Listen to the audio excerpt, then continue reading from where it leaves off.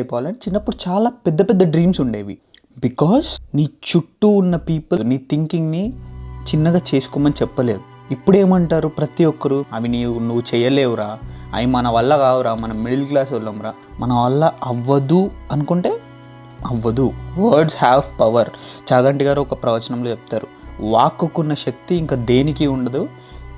లోకంలో ఇన్ని కోట్ల ప్రాణులు ఉండగా ఒక్క మనిషికి మాత్రమే వాక్కు అనే శక్తి ఉంది.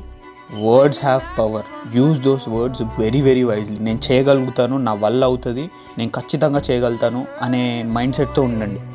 ఎప్పుడైనా కానీ మనము చెయ్యగలుగుతాము అనే ఒక మైండ్ సెట్తో ఉంటే చేయడానికి ఎక్కువ మార్గాలు ఎత్తుక్కుంటూ ఉంటాం.